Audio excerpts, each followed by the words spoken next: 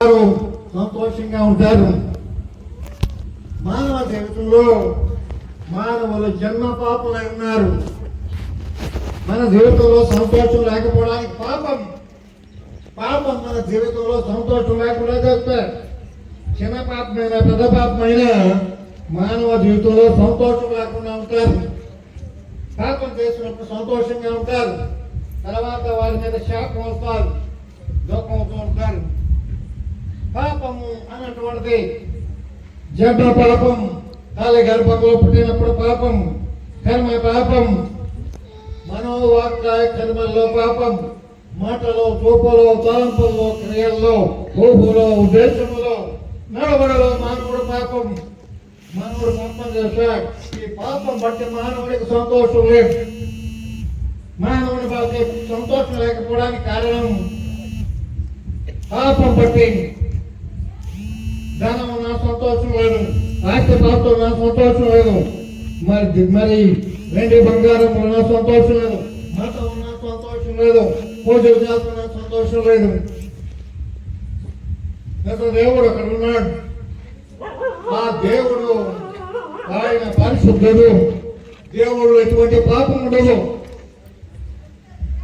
Bible చెప్తున్నటువంటి దేవుడి గురించి నేను చెప్తున్నాను. దేవుడు పరిశుద్ధుడు, ఆయనలో ఏ పాపం లేదు. ఆయన పరిశుద్ధుడు, నీతిమంతుడు, ఆయన ప్రేమ స్వరూపి, ఆయన సత్యుడైన దేవుడు, ఆయన నిత్యుడైన దేవుడు, ఆత్మస్వరూపమైన దేవుడు. దేవుడికి ఒక రూపం లేదు. ఆయన వెలుగు స్వరూపమై ఉన్నాడు, మహిమ స్వరూపమై ఉన్నాడు. అటువంటి దేవుని మనం ఆరాధించాలి. ఆ దేవుడు విశాల సుందరమైన ప్రపంచం ఆయన సృష్టించాడు. మానవుని కూడా సృష్టించాడు. నిన్ను నన్ను మనమందరిని కూడా సృష్టించాడు. ఈ పాపం బట్టి మానవులు దేవుడికి లోబడకపోవడం బట్టి పాపం వచ్చింది.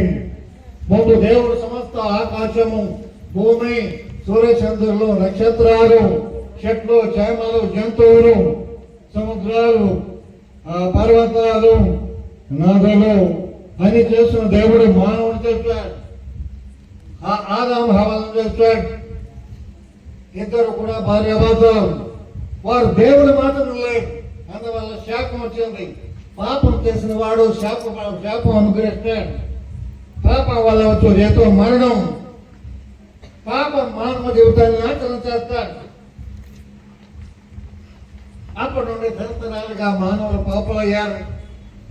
పూర్వకాలం మన మునీశ్వరులు ఎలాగా ప్రార్థన చేసేవాడు. పాపోహం, పాపకర్మ, పాపాత్మ, పాప సంభవ, రాహి మాం కృపాదేవ శరణాగతి ఈశ్వర. చదువుదే దేవుడా, నేను పాపంలో పుట్టాను, పాపంలో జరుగుతున్నాను, పాపంలో బంధించబడ్డాను. శాంతి లేదు, సంతోషం లేదు, ఆనందం లేదు, ఆశీర్వాదం లేదు. పాపాల్లో మలిగి వెళ్తున్నాను, పాప వల్ల నాశనం అయిపోతున్నాను, నన్ను రక్షించు ప్రభువా. పూర్వకాలం అలా వేడుకునేవారు. మన దేశంలో అలా వేడుకునేవారు. అసతోమ సద్గమయ, తమసోమ జ్యోతిర్గమయ, మృక్షోర్మ మృతంగమయ అని ప్రార్థన చేసేవాడు. దేవుడా, నేను అసత్యంలో ఉన్నాను, సత్యంలో నడిపించు. చీకటిలో ఉన్నాను, వెలుగులో నడిపించు. మరణంలో ఉన్నాను, దేవుల్లో నడిపించని దేవుని ప్రార్థించేవాడు. ఇలాగ సర్వలోకంలో ఉన్న మానవులందరూ కూడా దేవుని ప్రార్థించారు.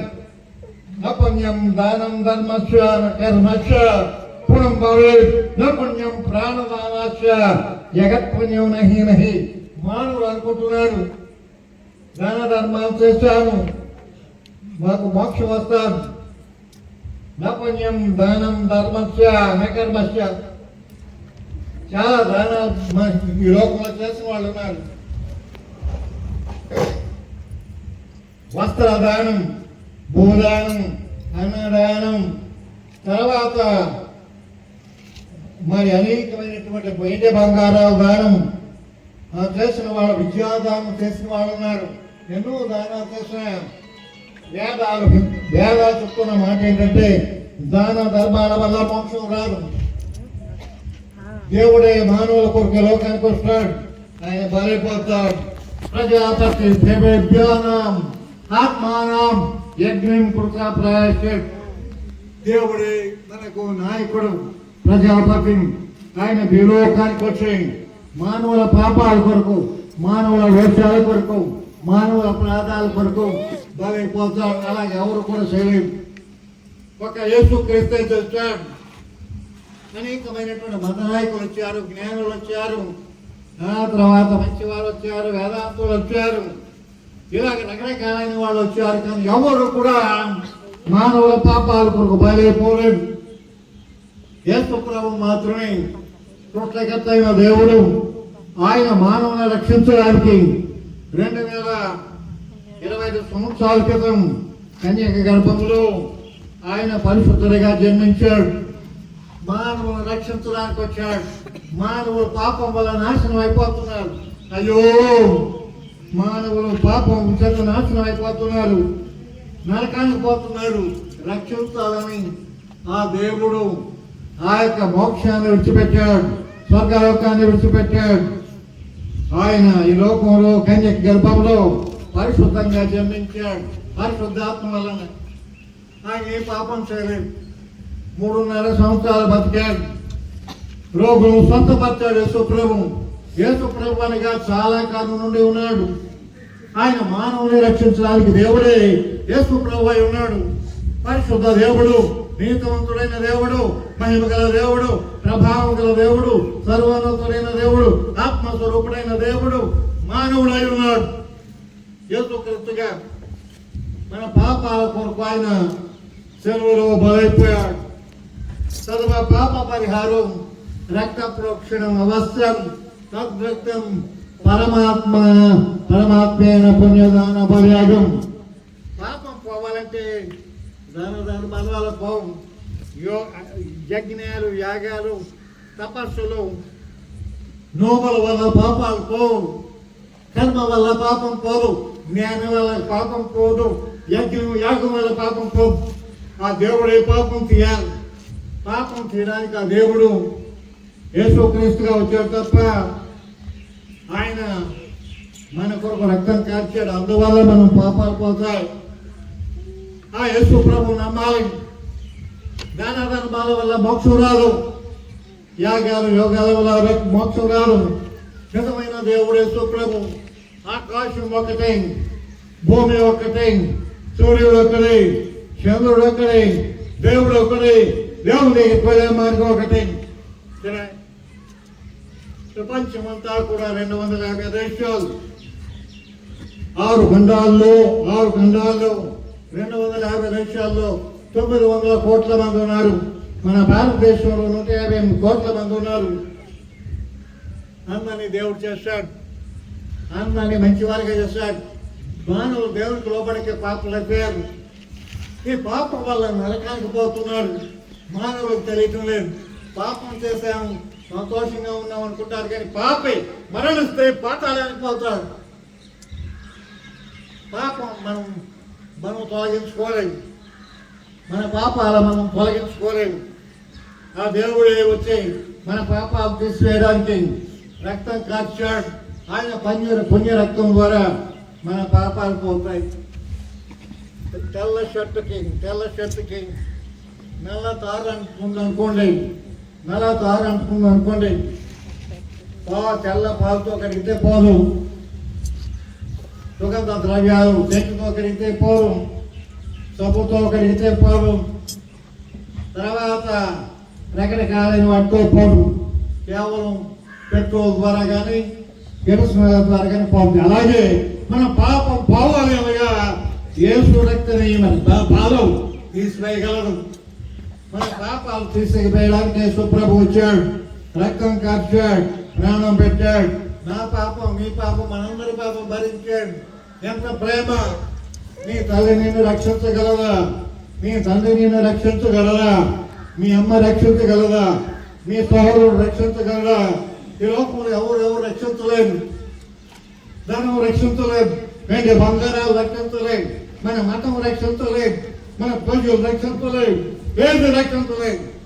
పరిశుద్ధమైన దేవుడైన యేసు ప్రభు మనల్ని రక్షించడానికి లోకానికి వచ్చి రక్తం కార్చాడు. ఆయన నమ్మకం. ఏం చేయాల్సిన లేదు, నువ్వు ఉన్న చోటే ఉండు, నువ్వు చేసుకునే పని చేసుకో. యేసు ప్రభు నమ్మకో. ప్రభువా నేను పాపని, నా పాపాలు క్షమించు ప్రభువా, నా పాపాలు తొలగించని చిన్న ప్రార్థన నీ మనసులో చేసుకుంటే యేసు ప్రభు క్షమిస్తాడు. యేసు ప్రభు క్షమించే దేవుడు, ప్రేమించే దేవుడు, క్షమించే దేవుడు, రక్షించే దేవుడు, విమోచించే దేవుడు. ఆయన మన పాపాలను తొలగించినప్పుడు యేసు ప్రభు భూలోకంలో ఉన్నప్పుడు ఒక మాట చెప్పాడు, ప్రయాసపడి భారం మోస్తున్న సమస్త ప్రజలారా నా దగ్గరికి రండి. మానవుల్లో ప్రయాసపడుతున్నాడు, మానవ జీవితంలో భారం ఉన్నది. ఎవరి హృదయంలో అయితే పాపం ఉన్నదో వారు భారంగా ఉంటారు. ఎవరి జీవితంలో పాపం ఉన్నదో ప్రయాసపడుతుంటారు.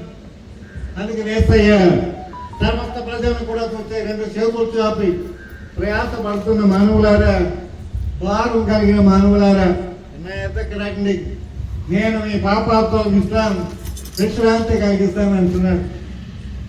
యేసు ప్రభు ఆయన క్రైస్తవ దేవుడు కాడు, ఆయన దొరల దేవుడు కాడు, నిమ్న జాతి ప్రజల దేవుడు కాడు.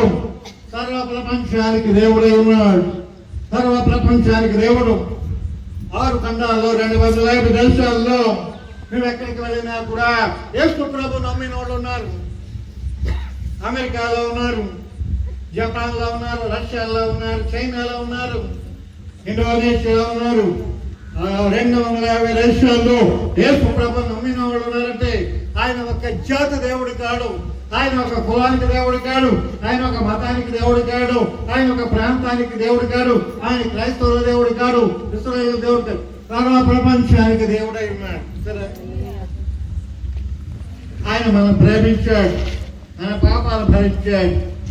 మనం యేసు ప్రభు నమ్ముకుంటే పాపాలు తీసేస్తాడు.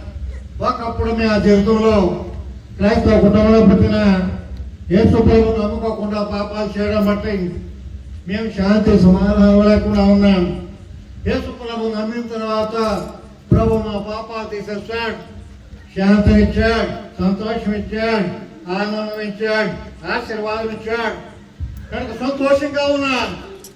మేము సంతోషంతో స్వార్థ ప్రకటిస్తున్నాం. ఇది మతం కాదు, ఇది మతం కానే కాదు, నీతి బోధ కానే కాదు. జీవితాలు మార్చే దేవుడు యేసు ప్రభు. పాపలను పరిశుద్ధులుగా చేసే దేవుడు యేసు ప్రభు.